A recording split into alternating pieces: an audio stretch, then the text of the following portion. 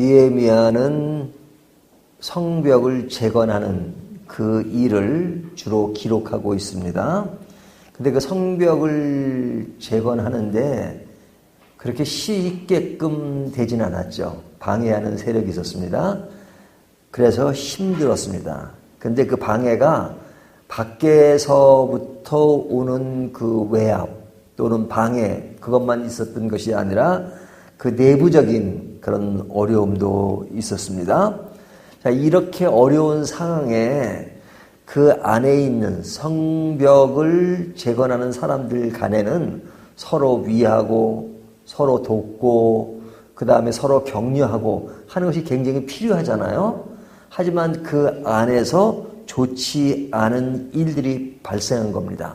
그 이야기를 오늘 본문은 굉장한 위기 상황이었다 이렇게 이야기하는 겁니다.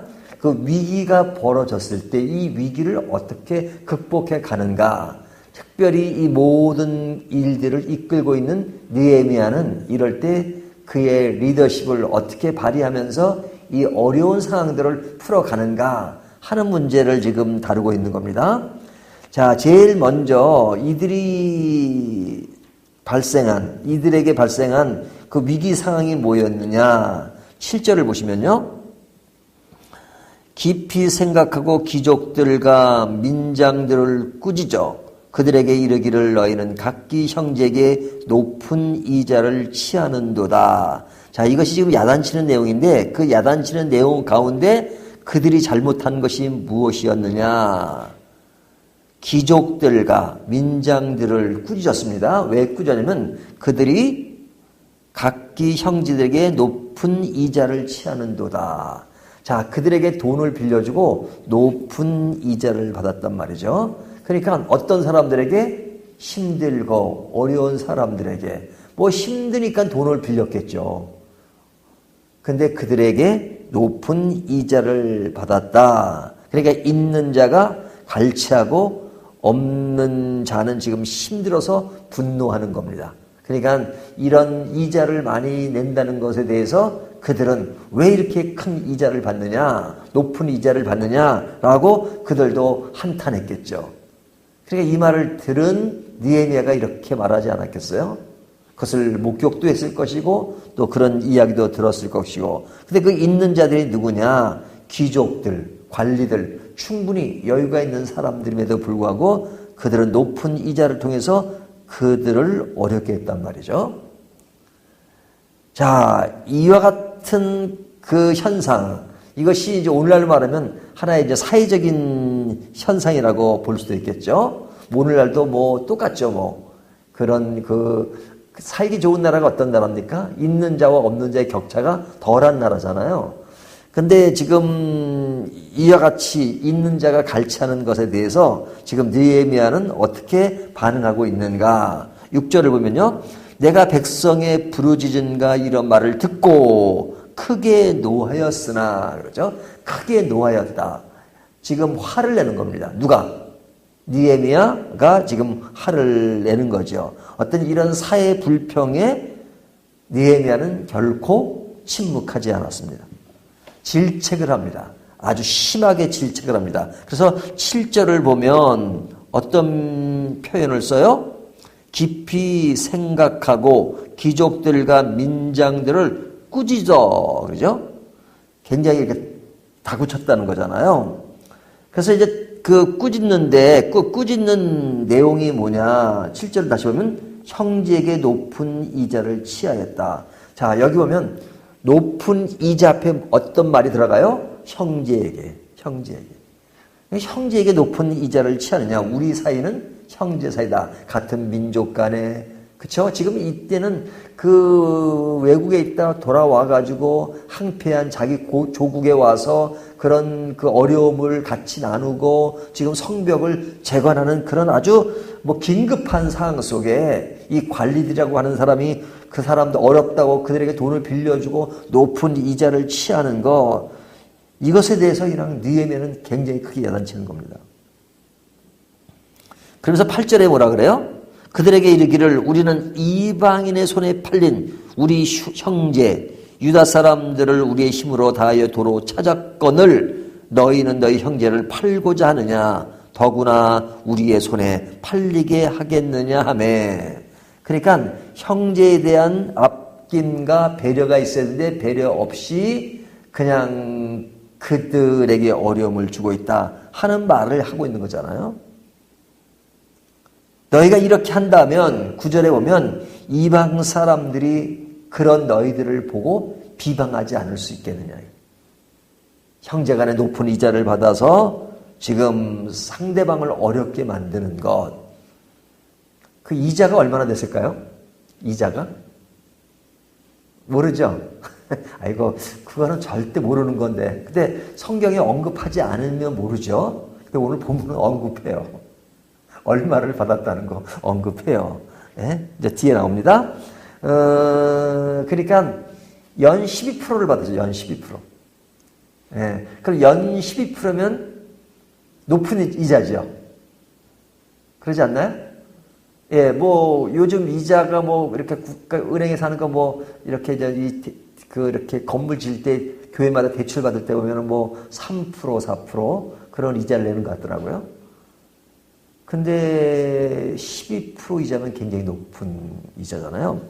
그런데 하여튼 이런 이자를 내고 굉장히 어려움을 당하는데 그런 그들을 야단치면서 9절에 하시는 말씀이 뭐라고 말씀하냐면 9절 내가 또 이르기를 너희의 소행이 좋지 못하도다.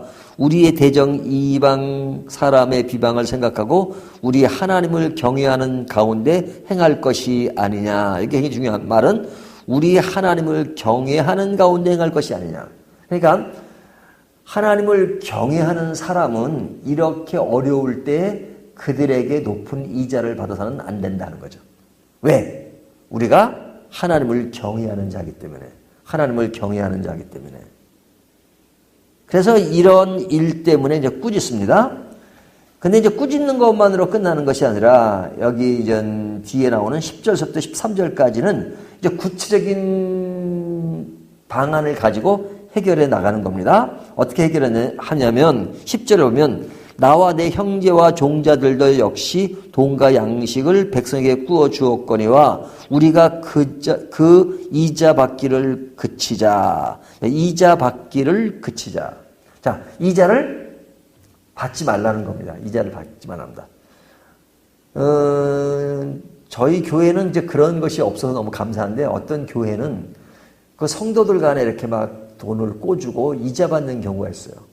근데 참 그거는 제가 남의 교회에서 들은 얘기지만 참 그 좋지 않더라고요. 우리가 이제 국가적으로나 이 어떤 사회적으로 은행과의 관계 속에서 뭐 이자 내는 것은 당연하고 또 그런 것 자체를 성경이 부정하지 않습니다. 그런 은행에 이자 내는 것, 뭐 이런 것들에 대해서 성경이 그렇게 부정하지 않아요. 근데 이제 어떤 것을 부정하냐면 막 그냥 그 높은 이자를 통해서 아주 그냥 그 평균을 넘어서는 것, 이런 것에 대한 질책이거든요. 근데 이것이 이제 사회의 어떤 하나의 흐름입니다.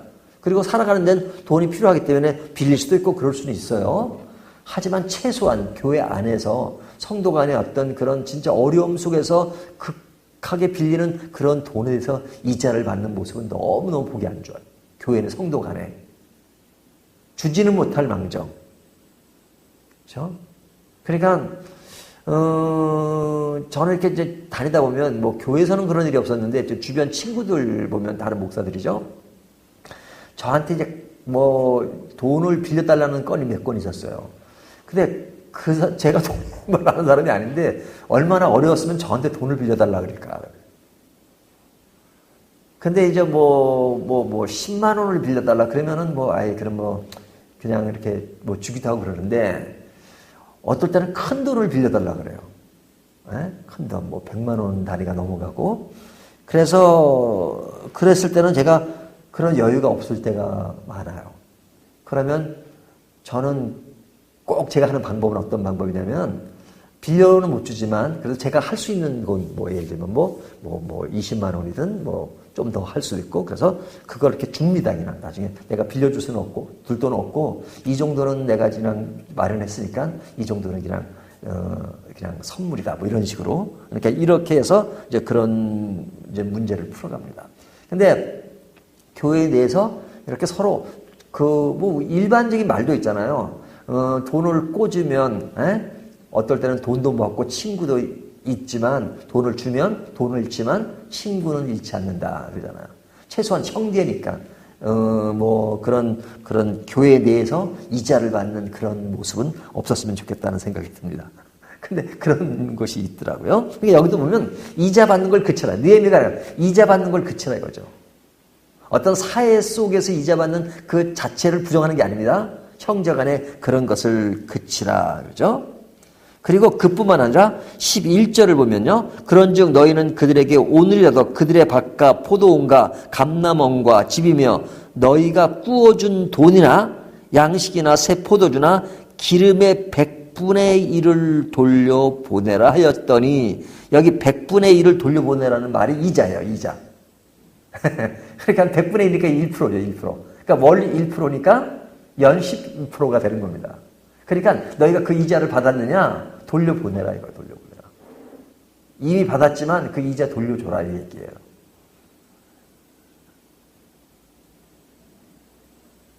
그래서 이렇게 행하자고 지금 느헤미야가 그 백성들에게 제안을 하는 겁니다. 이자 받지 말자. 받은 거 있으면 돌려줘라. 이것이 느헤미야가 하는 얘기입니다.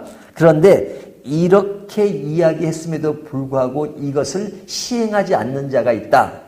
그럴 경우는 어떡하냐.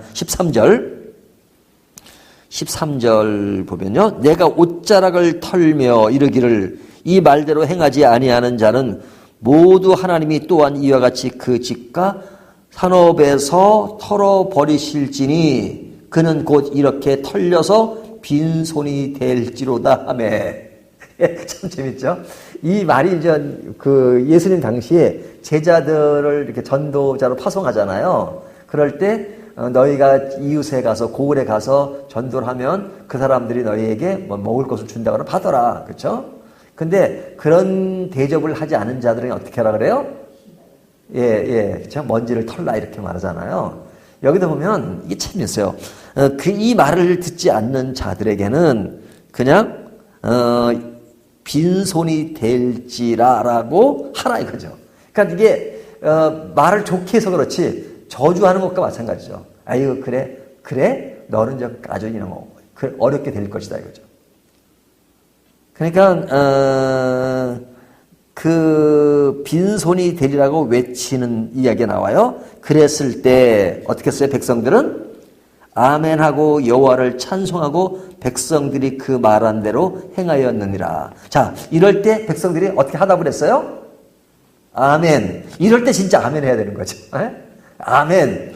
하답하고, 그죠? 여호와를 찬송하고 백성들이 그 말한 대로 행하였느니라. 그죠? 그러니까 이런 리더십은 굉장히 편하죠. 진짜 이런 뭐 돈을 빌려주는 사람들 중에도 어렵게 빌려주는 사람도 있겠죠. 근데 그렇다 할지라도 이렇게 앞에 지도자가 이렇게 하자 했을 때 아멘으로 하답하고 그것을 행하는 것. 그것이 너무너무 아름다운 풍경이죠. 그렇죠? 자, 근데 이와 같은 그 모습, 이것이 느헤미야의 어떤 모범적인 리더십인데 그 리더십의 핵심은 그 뒤에 있습니다. 14절부터 19절의 내용을 보면요. 이것이 뭐냐면 느헤미야가 어떻게 살았는가 하는 거예요. 어떤 모습을 보였느냐. 그러니까 느헤미야가 이야기했을 때 사람들이 아멘 하답하고 그렇게 행해야 했다. 그것은 느헤미야가 좋은 본을 보이지 못했다면 아마 백성들이 그렇게 따라가지 않았을지도 몰라요. 근데 14절부터 나오는 이야기는 그 느헤미야가 어떤 모습을 보였느냐. 14절 보면요. 또한 유다 땅 총독으로 세움을 받은 때, 그러니까 지금 느헤미야가 총독으로 받은 겁니다. 그러니까 총독으로 온 거예요. 또 스룹바벨도 총독으로 왔잖아요. 근데 그가 총독으로 왔을 때 어떻게 해요? 제20년부터 제32년까지 12년 동안은 나와 내 형제들이 총독의 녹을 먹지 아니하였느니라. 그러니까 12년 동안 뭘 하지 않았던 거예요? 봉급을 받지 않았다는 거예요. 봉급을 받지 않았다는 거예요. 봉급을 받지 않았다. 왜? 지금 자기 고기에 돌아와가지고 지금 어려운 상황 속에서 지금 성벽을 재건하는데 그런 상황 속에서 내가 봉급을 받지 않겠다. 그렇죠? 그러니까 굉장히 그 자기 희생이 있었던 거죠. 그 다음에 15절 보면 나보다 먼저 있었던 총독들은 백성에게서 양식과 포도주와 또 은 40세겔을 그들에게 빼앗았고 또한 그들의 종자들도 백성을 압제하였으나 나는 하나님을 경외함으로 이같이 행하지 아니하고. 그러니까 백성들에게 뺏지 않았다는 거예요. 그때 힘을 가진 자니까 총독이니까 얼마든지 뺐죠. 뺏는 방법이 여기는 뺐다 그러지만 사실은 구실을 대가지고 아주 겉으로는 선한 방법처럼 해가지고 얼마든지 뜯어낼 수 있잖아요. 힘이 있으니까, 권력이 있으니까. 하지만 그러지 않았다. 느헤미야는. 왜? 하나님을 경외함으로. 이 이야기는 뭐냐면 총대에게만 하는 얘기가 아니라 오늘도 우리가 진정 하나님을 경외하는 자라면 그래서는 안 된다는 겁니다. 우리가 상대적인 그런 거 있잖아요. 나보다 어려운 사람이 있고. 그렇죠? 그랬을 때 우리가 어떤 이런 재정적인 문제에 어떤 자세를 취해야 되는가. 그 다음에 이제 18절을 보면요. 이것은 봉급도 받지 않고 뺏지도 않았지만 18절은 매일 나를 위하여 소 한 마리와 살찐 양 6마리를 준비하며 닭도 많이 준비하고 열흘에 한 번씩은 각종 포도주를 갖추었나니 비록 이같이 하였을지라도 내가 총독의 녹을 요구하지 아니하였으면. 그러니까 자기와 함께 일하는 사람들, 많은 사람들에게 먹을 것을 충분히 줬다는 얘기예요. 충분히 줬다. 그러니까 대접했다는 거죠. 사람들에게 베풀었다는 거죠. 뿐만 아니라 19절을 보면 제일 마지막 절이죠. 19절에 뭐라고 해요? 말씀하세요. 내 하나님이여 내가 이 백성을 위하여 행한 모든 일을 기억하사 내게 은혜를 베푸시옵소서. 이게 뭐예요? 느헤미야의 기도잖아요. 기도. 그는 기도하는 사람이었어요. 늘 그런 상황에서 기도하면서 그런 어려움을 풀어갔단 말이죠. 그러니까 자기 희생이 엄청나게 많았던 사람이죠. 그러니까 앞에 있는 그런 리더십이 통했던 거죠. 자기 희생을 하지 않으면서 다른 사람들에게 뭘 요구하면 그게 듣겠어요? 듣지 않죠.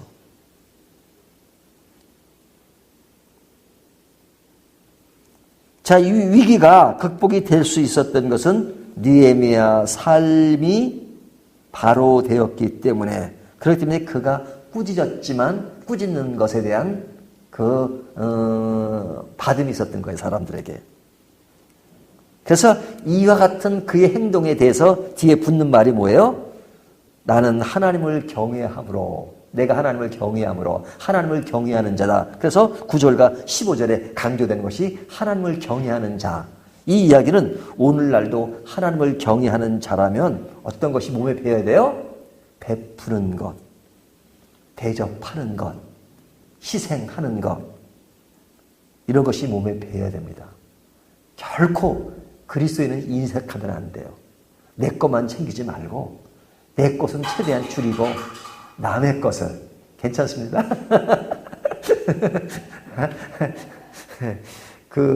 남한테 이렇게 충분히 베풀고 하는 것, 이것이 몸에 배어야 돼요. 제가 영국을 처음 갈 때 사람들이 저에게 그랬어요. 영국 가면 조심해야 될 것이 있다. 거기는 지금 교회가 지금 시들어가고 그냥 교회가 모슬렘에게 넘어가고 막 그런다. 막 그런 얘기들을 많이 했어요.